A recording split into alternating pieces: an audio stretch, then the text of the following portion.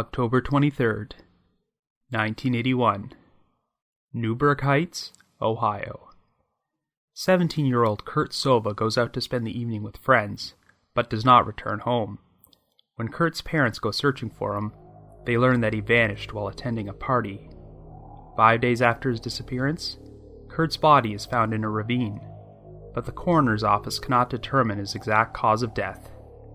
The case would have many unexplained elements, including suspicious behavior from the host of the party and a mysterious stranger who accurately predicted when Kurt's body would be found. After that, the trail went cold.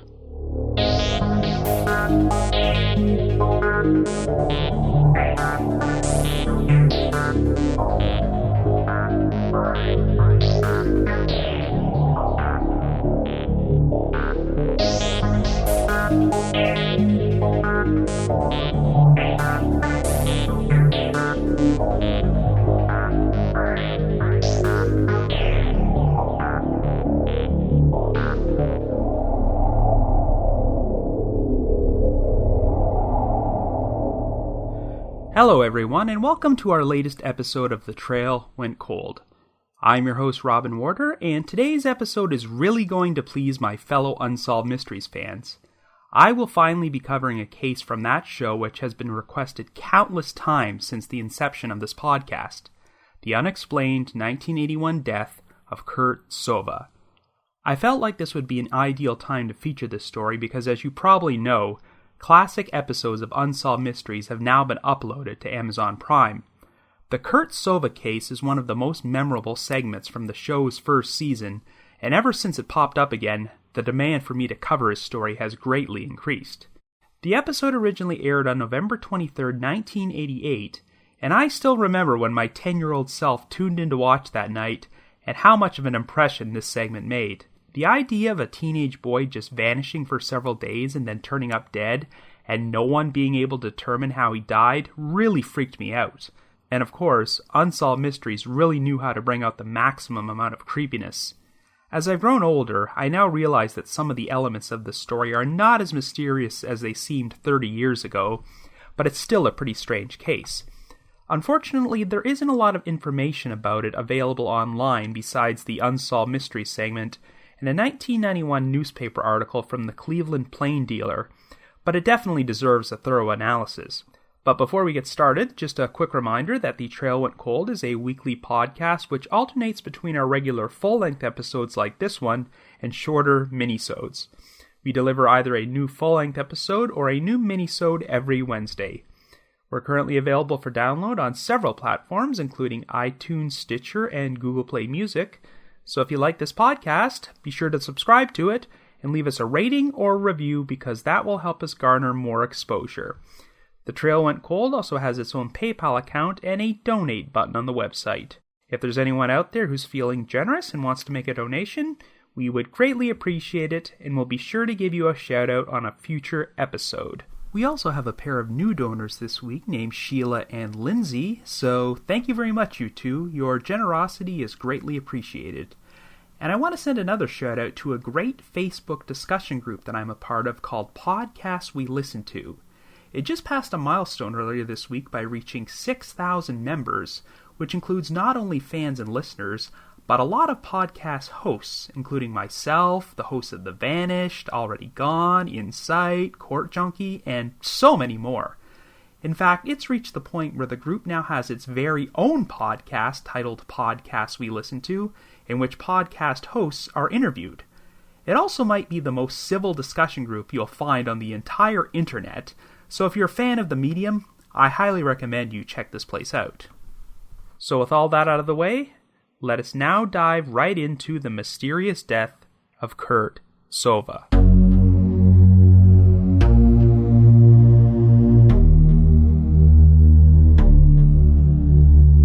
Our story begins in 1981 in Newburgh Heights, Ohio, a small suburb on the outskirts of Cleveland. Our central figure is 17-year-old Kurt Sova, who lives with his parents Ken and Dorothy Sova and is the youngest of 4 brothers. By all accounts, Kurt is just your average high school kid who is close to his family and not known for causing any trouble. However, the following piece of information I'm about to share with you was not mentioned on Unsolved Mysteries and may change how you view this case. On Friday, October 23rd, Kurt decided to cut school and convinced an adult to go into a liquor store to buy him a fifth of 190 proof Everclear. He then spent most of the afternoon drinking the Everclear at his girlfriend's house before returning home. In the late afternoon, Kurt left his house to spend the evening hanging out with friends.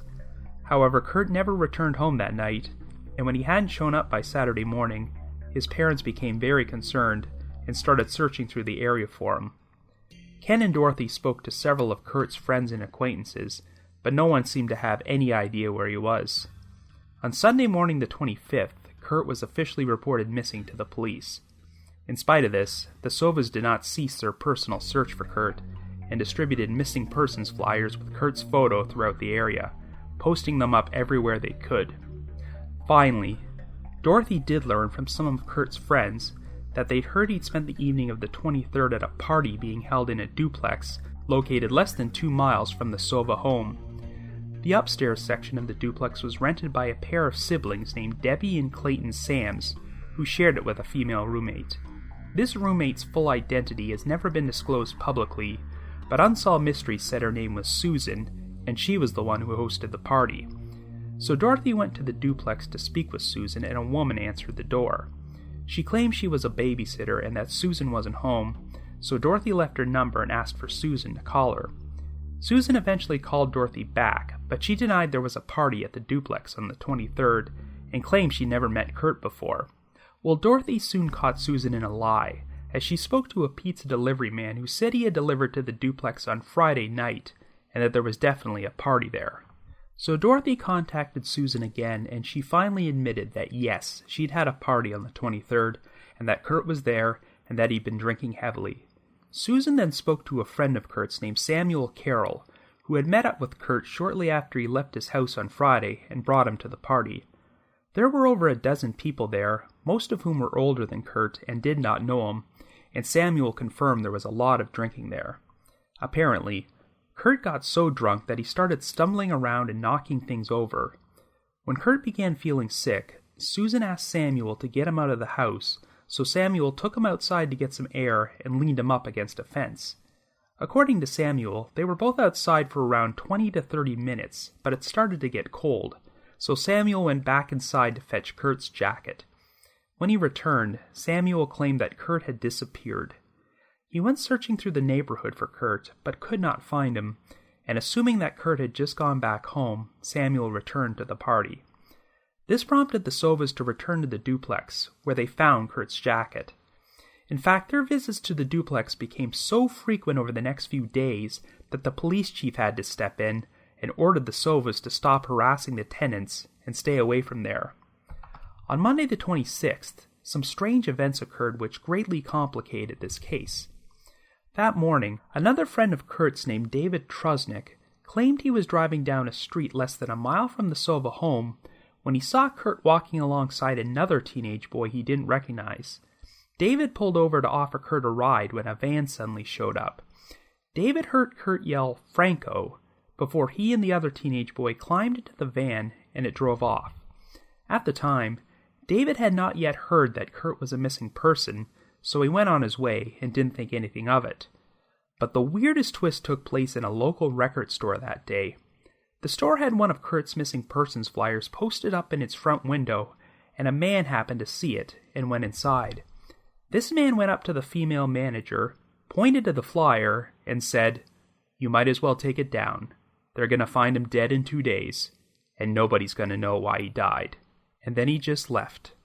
This mysterious stranger had apparently been hanging around the area for the past couple of weeks, and everyone assumed he was a homeless man, but he would soon factor into this story again. Anyway, Tuesday the 27th came and went, and there was still no sign of Kurt, but at around 3:30 a.m. on Wednesday the 28th, Dorothy suddenly got a phone call from Susan, who claimed that someone was sleeping in her basement, and she thought it might be Kurt. Of course, given how frequently Susan had changed her story up until this point, Dorothy was very skeptical, but she still decided to send her husband over to the duplex. So Ken headed over there and went down into the basement, but it turned out to be completely empty. All he found was an empty cot, but it looked like it had been recently slept in. And of course, this being Unsolved Mysteries, the reenactment of Ken walking down into the basement is spooky as hell, and feels like a horror movie where you're expecting someone to jump out of the shadows. Anyway, this lead went nowhere, but Kurt would finally turn up. At around 5:30 p.m., a group of boys were passing through a ravine located about 500 yards from the duplex and came across the body of a teenage boy. And unfortunately, the victim turned out to be Kurt Sova. While his body had bruises on his cheek and shins, along with some minor scratches, there were no obvious signs of foul play. And believe it or not, they could not even determine an exact cause of death. The autopsy was conducted by Lester Adelson, the chief deputy coroner of the Cuyahoga County Coroner's Office, who concluded that Kurt only would have been dead between 24 and 36 hours before he was found, even though he had been missing for 5 days. Yet Dr. Adelson could not come up with any explanation for how Kurt died, as he had no prior medical conditions, no signs of violence or injury on him, no trace of hard drugs in his body, and his blood alcohol level was 0.11%, which would have made Kurt intoxicated, but was nowhere near high enough to kill someone. Adelson called it a probable instantaneous physiologic death, listing it as probable accidental on the official report. During his Unsolved Mysteries interview, his exact quote is, "And as Sherlock Holmes said, you eliminate all other possibilities, and that which remains is the truth." This was a diagnosis by exclusion. The Plain Dealer article quotes Dr. Adelson as saying, "You can stop the machinery without damaging the machinery." As if Kurt's death wasn't strange enough, there were still some more unanswered questions. When Kurt was discovered, he wasn't wearing either of his shoes. His left one was wedged in a nearby pile of rocks, but the right one was never found. And the biggest issue was that Ken Sova had done a thorough search of the ravine on Tuesday the 27th, the day before Kurt was found, so it was unlikely his body could have been there the entire time he was missing. A woman also remembered having seen 2 males dragging what appeared to be the unconscious body of a teenage boy in the direction of the ravine. Assuming the boy was just drunk, she didn't think anything of it at the time. But the witness did notice that the boy's right foot appeared to be barefoot, giving credence to the idea that he was Kurt. Oh, and by now, you're probably thinking about that mysterious stranger from the record store who said that Kurt would be found dead in 2 days and that no one would know why he died. And of course, he turned out to be 100% accurate. Well, this guy did show up again, but the Unsolved Mysteries segment and the Cleveland Plain Dealer article have conflicting information about a key detail. On Unsolved Mysteries, they claim that this guy left a bouquet of flowers at the record store on Tuesday the 27th. It had a note which read, "Roses are red, the sky is blue, they found him dead, and they'll find you too." The female manager freaked out when she found this and contacted the police.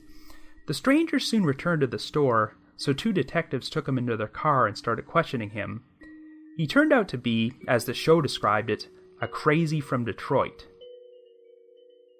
Since Kurt was technically still a missing person and had not yet been found dead at this point, police just figured the guy was some mentally unstable transient.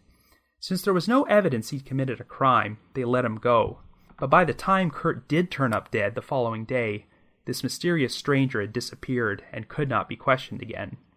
Well, that's how Unsolved Mysteries tells it, but the Cleveland Plain Dealer article claims that the bouquet of flowers was left outside the store on the morning of Thursday the 29th, the day after Kurt's body was found. They say the police questioned this so-called crazy from Detroit later that day, didn't find any evidence he was involved in Kurt's death, and let him go. I have no idea which of these versions is correct, but here's another creepy detail about this guy. Apparently, he liked to brag about the fact that he had access to bodies which were flown into Cleveland Hopkins International Airport, and he often stole their shoes. And believe it or not, there's one more bizarre postscript to this story. 3 months after Kurt's death, a 13-year-old Newburgh Heights boy named Eugene Cavett went missing, and turned up dead a few days later in another ravine, which happened to be located 2.5 miles away from where Kurt was found on the exact same street. The autopsy revealed that he had died from falling into the ravine, though it doesn't look like they ever determined whether it was accidental or if he might have been pushed. Eugene's family lived only a block away from the Sova residence, and Kurt was acquainted with Eugene at one point. They also both had red hair, but here's the most unsettling similarity. Eugene's right shoe was inexplicably missing from his body, and it was also never found. Anyway, even though the Sovas personally contacted Unsolved Mysteries to get their case featured on the show, the extra exposure failed to turn up any answers about what actually happened to Kurt. Ken and Dorothy Sova have both since passed away, but unfortunately, they never found out the full truth about their son's death. So I guess you could say, the trail went cold.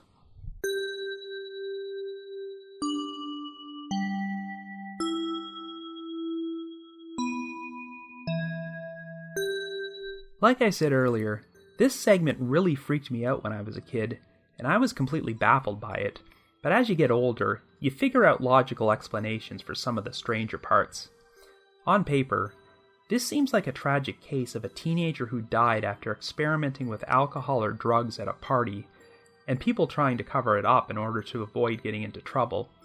But there are enough odd details to make one believe the solution might not be that simple, and it's difficult to put all the pieces of this puzzle together. All that being said, this case probably should have been fairly solvable, but the investigation from the Newburgh Heights Police Department was less than stellar, to put it kindly. The lead investigator was Robert Karras, who eventually turned out to be a full-fledged drug addict who liked to beat up suspects in his custody. In 1991, he was convicted on 76 counts of aggravated drug trafficking and illegal processing of drug documents, as he had a habit of forging prescriptions to feed his Percocet addiction. Karras was fired from the police force and received a sentence of 4.5 years. He was briefly interviewed during the Unsolved Mysteries segment, and quite frankly, he couldn't have looked more disinterested in this case if he tried.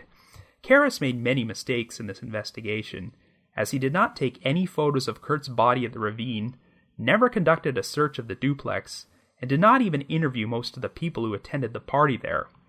Given that Newburgh Heights had a small police department, they did receive an offer of assistance from the Cleveland police, but it was rejected. When Dorothy asked a Cleveland police detective to look into the case a few years later, the Newburgh Heights PD sent him the case file, which turned out to be a small folder containing 4 Polaroids and 3 or 4 pieces of paper. The majority of the grunt work seemed to be performed by the Sovas themselves. They didn't even learn about the witness who saw 2 males dragging Kurt's body towards the ravine until over a year after the fact. This woman just happened to bump into Ken in public and shared this information with him. When the Sovas passed it on to the police, they did nothing with it, and the witness was not even formally interviewed until 1989. When Robert Karras was facing criminal charges, he was actually questioned to see if he might have had some personal involvement in Kurt's death, but no evidence was found to support this.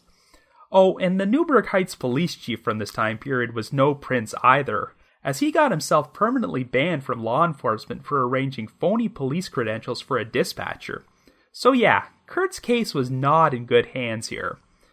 Now, as much as I love Unsolved Mysteries, they would sometimes leave out key details from their segments in order to make the story seem more mysterious.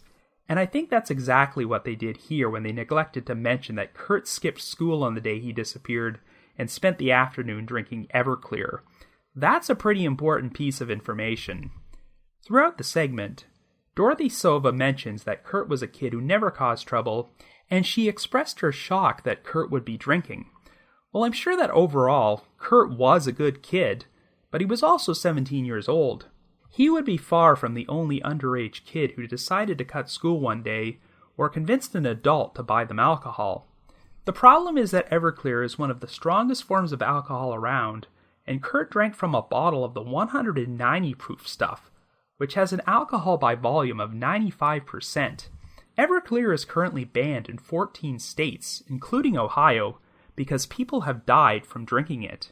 Kurt was a pretty scrawny guy who did not have the build for a heavy consumption of alcohol, so if he spent the afternoon drinking Everclear and then did more drinking at the party later that night, things might not have turned out well. It's unclear if Kurt drank the entire bottle of Everclear at his girlfriend's house, or if he brought it to the party and kept drinking it there, but if he wasn't an experienced drinker, he may not have been prepared for how strong that stuff really was. However, according to the Chief Deputy Coroner Lester Adelson, Kurt had a blood alcohol level of 0.11% when he was found, which was probably very high for him, but it shouldn't have been fatal. I've always considered the possibility that someone could have spiked Kurt's drink and caused a fatal reaction.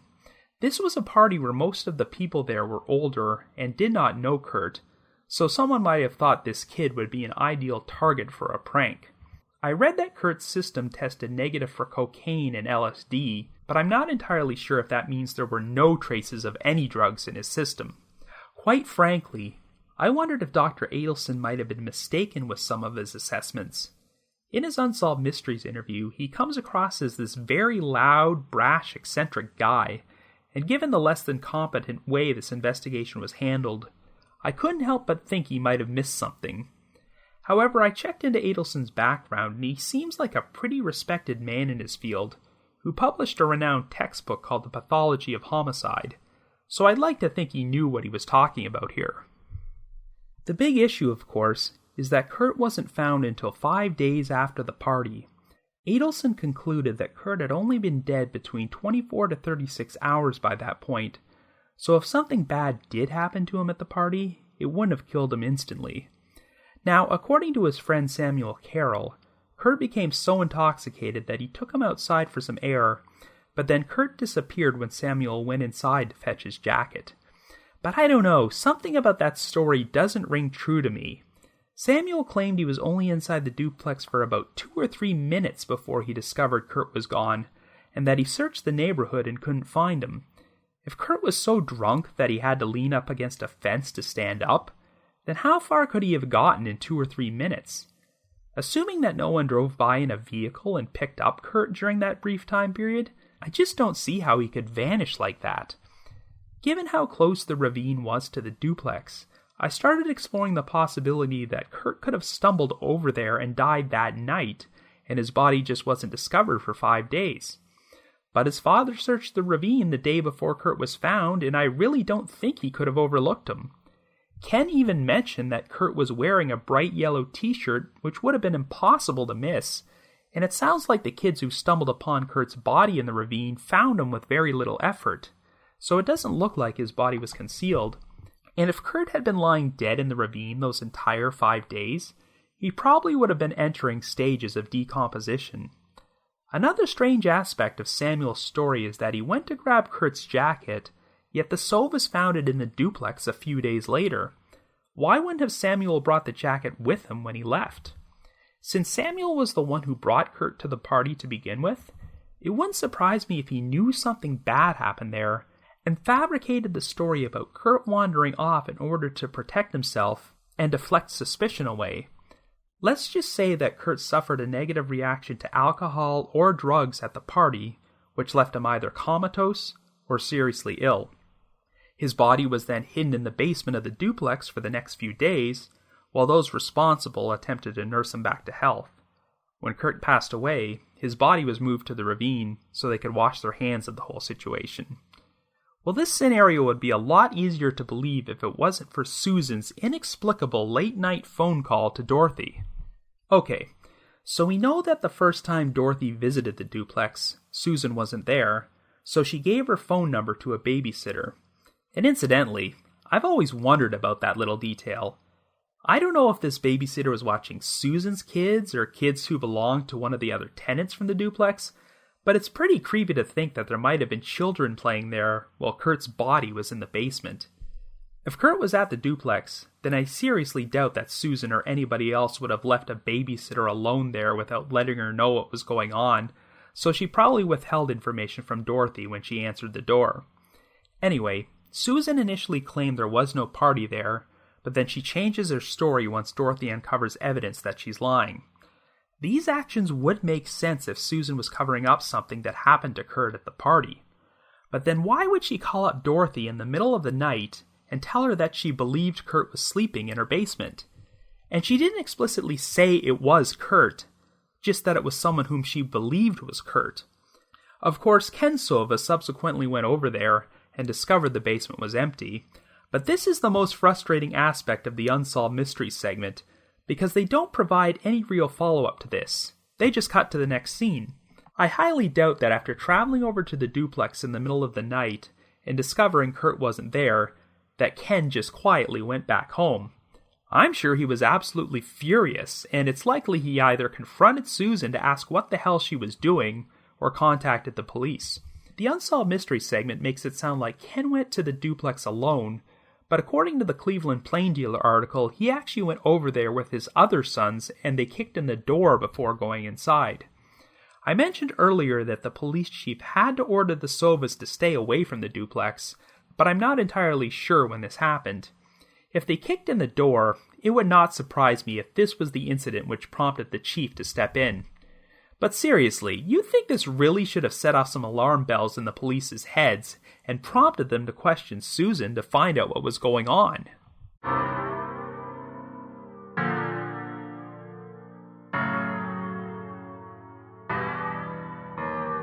So let's try to figure out Susan's actions here. The Sovas theorized that Kurt was dead by the time Susan made the phone call, and that someone else moved his body from the duplex to the ravine before Ken arrived. It's possible that Susan had developed a guilty conscience and wanted to bring the Sovas over to the duplex and finally tell them the truth about what happened. But then the other people involved in the cover-up panicked once they found out about Susan's phone call, and since they were terrified about getting into trouble, they moved Kurt's body and convinced Susan not to tell the truth when Ken arrived. Another possibility is that there was actually some other teenage boy crashing in the basement at that time, and Susan mistakenly believed it was Kurt. If she genuinely had no involvement in Kurt's disappearance, she might have phoned his parents to let them know he was there. But of course, by the time Ken arrived, there was nobody in the basement at all. So if Susan had mistaken another teenage boy for Kurt, why wouldn't she have clarified this? And where did this other boy go? I really have trouble believing that Susan was a completely innocent bystander on all this, because she initially lied to Dorothy about there being a party at the duplex, and I see no reason why she'd do this if she hadn't done anything wrong. Another theory is that Susan's phone call was a diversionary tactic to give people time to dump Kurt's body, but I don't see what the purpose would be. This was 3:30 in the morning, so it would be very easy to sneak a body out of the house and place it in the ravine without being seen, so there's no reason to even contact the Sovas in the first place. I'm inclined to believe that Susan was wrestling with the idea of coming clean about everything, but plans changed, and everyone involved ultimately decided to keep the cover-up going. But there's one other thing which adds confusion to the mix. The eyewitness who claimed she saw two males moving Kurt's body in the direction of the ravine in the middle of the afternoon. I can believe they do this in the middle of the night, but I cannot fathom them being stupid enough to move the body through a populated area in broad daylight. I'd be inclined to believe that maybe the eyewitness was mistaken and saw some other drunk teenage boy instead of Kurt. But it is intriguing how she mentioned the boy was missing a shoe on his right foot, which is exactly how Kurt was found. But then again, she did not actually share this story with Kurt's parents until over a year later, so maybe she got some things wrong. Since the detail about the missing shoe was shared publicly, maybe she just filled in that detail in her mind after the fact, even though she never really saw it. While we're on the subject of eyewitnesses, we also have Kurt's friend David Trusnick, who claimed he saw Kurt walking down the street on Monday the 26th, 3 days after he went missing. If the medical report is accurate, then technically, Kurt would have still been alive on the 26th, so the sighting's not completely impossible. And this witness wasn't some neutral third party, he knew Kurt personally. However, I'm still inclined to believe that David Trusnick just saw another teenage boy who resembled Kurt, or he just remembered the exact day he saw him. I've just seen too many cases like this where well-meaning eyewitnesses have provided false leads because they were mistaken about seeing a particular person.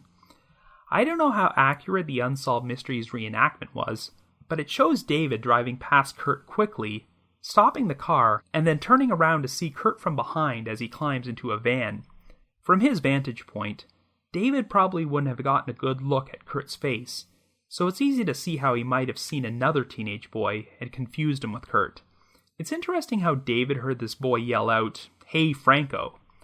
I don't know if Kurt personally knew anybody named Franco, or how many people named Franco lived in Newburgh Heights at that time, but it doesn't look like they found any tangible connection to that name. Given Kurt's close relationship with his parents, it doesn't sound like it was in his character to just not come home or contact them for 3 straight days, so I have my doubts that he would have been out walking on Monday.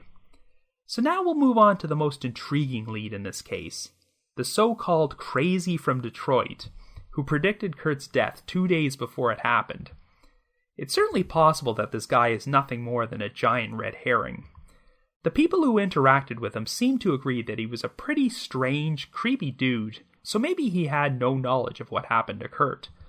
Maybe he just decided to troll the record store manager by pointing at Kurt's missing persons flyer, and it just happened to be a huge coincidence that his prediction came true, and that Kurt's body was found 2 days later, and no one could figure out why he died. But I can't rule out the possibility that this guy attended Susan's party at the duplex and might have known something. He may not have been directly involved in what happened to Kurt, but perhaps he saw him pass out or have a negative reaction to drugs or alcohol and witnessed Kurt's body being taken into the basement.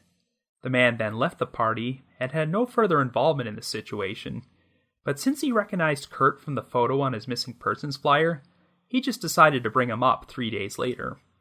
I think a lot of this guy's strange behavior might have been spurred by him developing a fixation on the female record store manager. He left flowers for the woman with a threatening poem attached, so maybe he just thought that bringing up Kurt's disappearance and death would be a fun way to creep her out. The police's investigation into this guy is just one more of the many ways they completely dropped the ball. They questioned him in their car for a few minutes, decided he was mentally unstable, and then just let him go.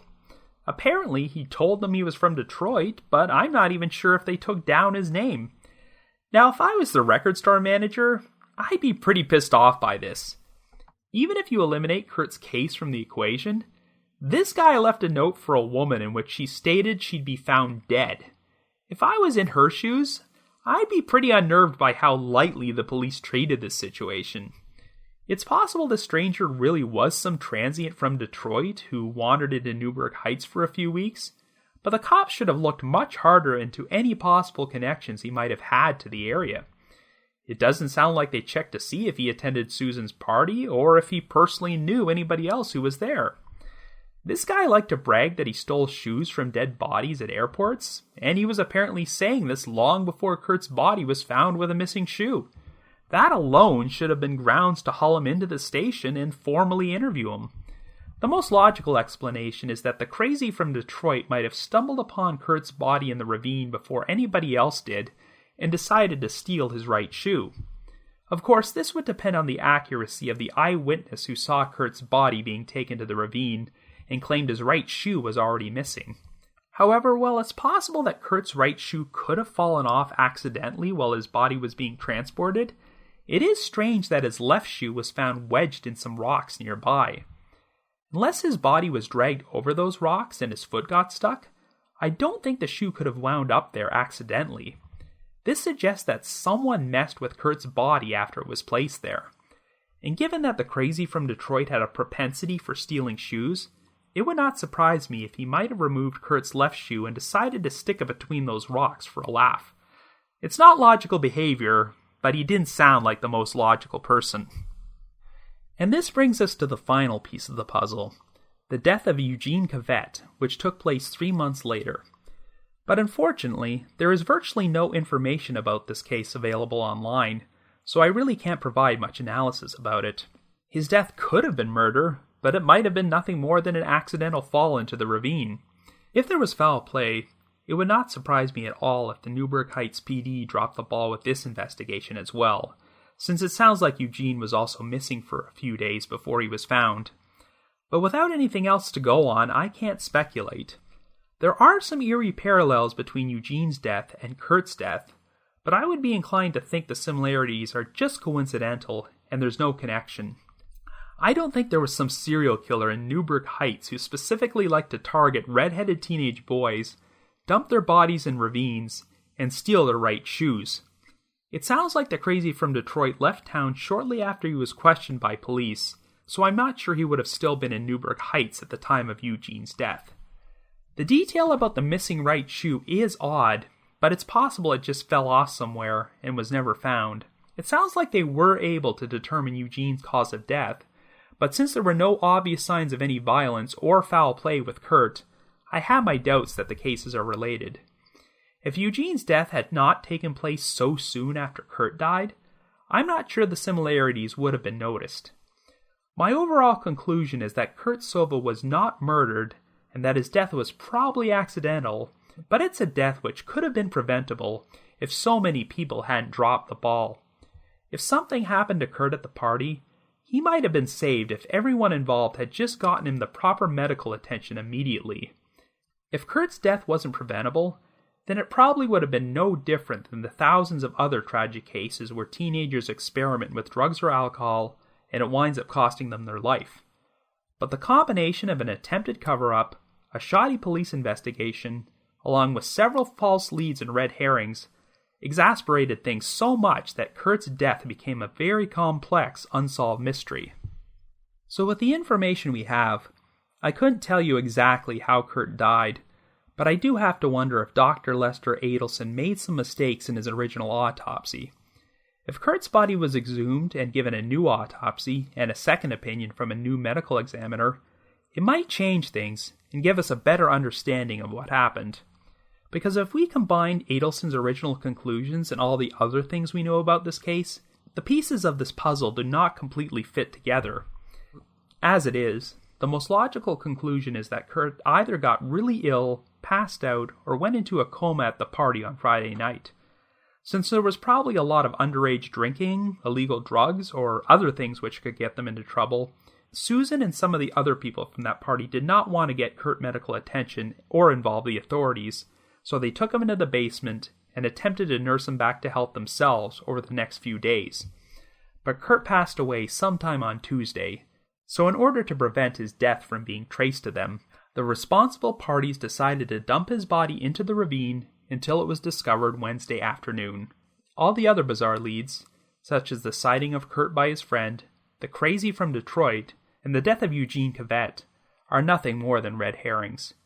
If you watch the Unsolved Mystery segment, it's apparent that Kurt's parents believe that this theory is exactly what happened, but they just needed to know for sure, and all they wanted was for someone to come forward and reveal the whole truth, so they could finally have some closure. But no one ever did, and Ken and Dorothy both passed away without receiving any answers. All things considered, it's surprising that everyone involved was able to keep their mouth shut all these years. That makes me think this wasn't some massive cover-up involving everyone at the party, and that only a select handful of people knew the full truth. I'm sure one of them was Susan, but who knows what she's up to these days.